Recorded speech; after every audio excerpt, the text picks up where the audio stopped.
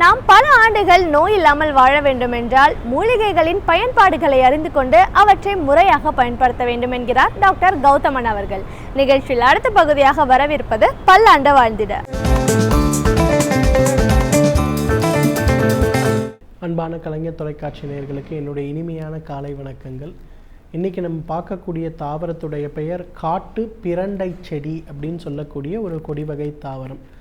நம்ம எல்லாருக்குமே பிரண்டையை தெரியும். காட்டு பிரண்டை அப்படிங்கிறது இதைவிட 2 மடங்கு கடினமாக, வேகமாக, பெரியதாக வளரக்கூடிய ஒரு தாவரம். இந்த காட்டு பிரண்டையை பொறுத்தவரையிலும் எலும்பு சம்பந்தப்பட்ட நோய்களுக்கு இயற்கை கொடுத்திருக்கின்ற ஒரு மிக முக்கியமான மருந்துன்னு சொல்லலாம். என்ன காரணம்னு கேட்டிங்கன்னா, இன்றைக்கு ஆண் பெண் இருவருமே பொதுவாக ஒரு பலவீனத்தால் பாதிக்கப்படுகிறார்கள். அது என்னன்னு கேட்டிங்கன்னா, விட்டமின் டின்னு சொல்லக்கூடிய ஒரு குறிப்பிட்ட விட்டமின் டெஃபிஷியன்சி. அந்த குறிப்பிட்ட விட்டமின் டெஃபிஷியன்சி ஏற்படும் போது பார்த்திங்கன்னா, சாப்பிடுகின்ற உணவில் இருக்கக்கூடிய, குடிக்கின்ற பால் மற்றும் மாமிச உணவில் இருக்கக்கூடிய, ஏன் கால்சியம் மாத்திரையே உட்கொள்ள வேண்டிய தேவை இருந்தாலும் கூட அதில் இருக்கக்கூடிய கால்சியம் சத்துக்கள் உடலில் சேருவது குறைகிறது. அப்போ என்ன ஆகிறது? நாளுக்கு நாள் உடலில் இருக்கக்கூடிய எலும்புகளுடைய சத்து வேகமாக குறைய ஆரம்பிக்கிறது. வேகமாக குறைய ஆரம்பிக்கின்ற சத்துக்களுடைய அளவின் காரணமாக முட்டு வலி, எலும்பு வலி, உடல் வலி அப்படின்னு சொல்லுகின்ற பிரச்சனைகள் மிக மிக அதிகமாகிறது.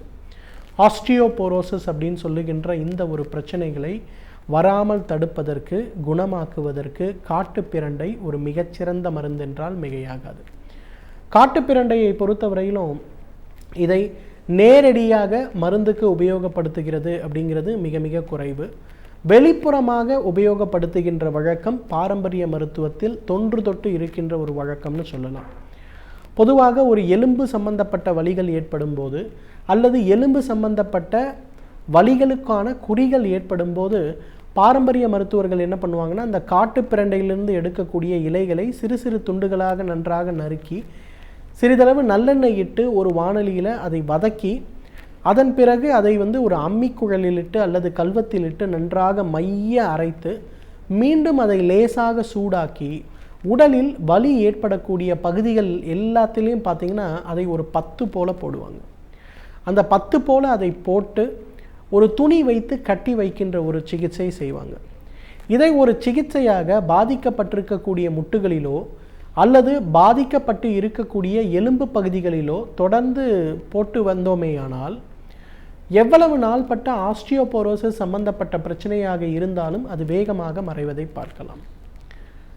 இரண்டாவது, பாரம்பரிய மருத்துவத்தில் ஒரு மருந்துடைய வீரியத்தை கூட்டுகின்ற ஒரு சிகிச்சைன்னு சொல்லுவோம். அதாவது அமிர்தீகரணம் அப்படின்னு சொல்லுவாங்க.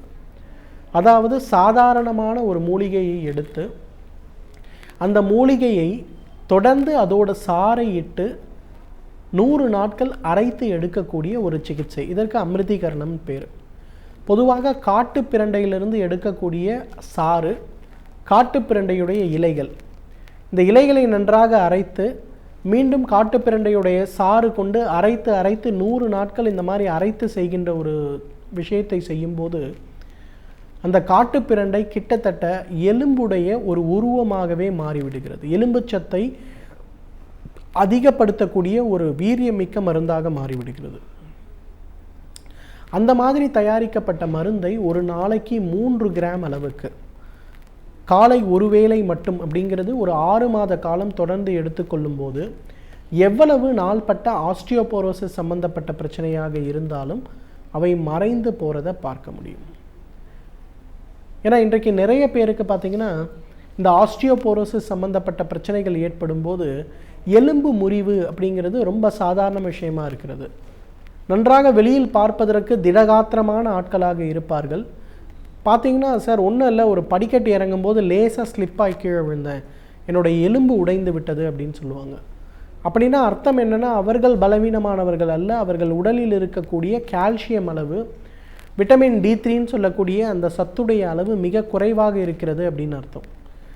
அதே போல் இளம் வயதினிலேயே மூட்டு வலிகளால் பாதிக்கப்படுபவர்களுடைய எண்ணிக்கை இன்றைக்கி மிக அதிகமாக இருக்கிறது. மூட்டு வலியால் பாதிக்கப்படும் போது பார்த்திங்கன்னா அவர்களுக்கு வலி நிவாரண மாத்திரைகளை உட்கொண்டால் கூட அதில் குணம் கிடைப்பதில்லை. அவர்களுக்கெல்லாம் காட்டு பிரண்டையிலிருந்து எடுக்கக்கூடிய அந்த லேபம், காட்டு பிரண்டையிலிருந்து எடுக்கக்கூடிய அமிர்தீகரணம் செய்து 100 முறை 100 நாட்கள் அரைத்து எடுக்கக்கூடிய அந்த ஒரு மாத்திரையும் எலும்பு சம்பந்தப்பட்ட, முட்டு வலிகள் சம்பந்தப்பட்ட, முட்டு தேய்வுகள் சம்பந்தப்பட்ட பிரச்சனைகளுக்கு தீர்வளிக்கக்கூடிய ஒரு மருந்துன்னு சொல்லலாம்.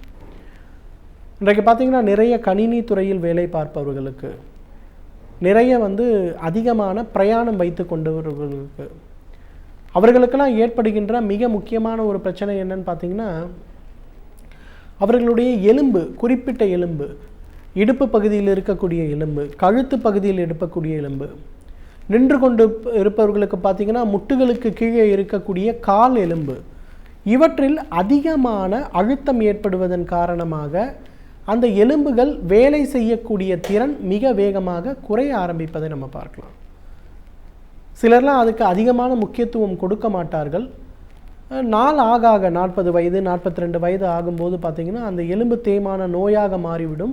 அப்போது அறுவை சிகிச்சை தேவை அப்படிங்கிற ஒரு நிலைமை உருவாகிவிடும்.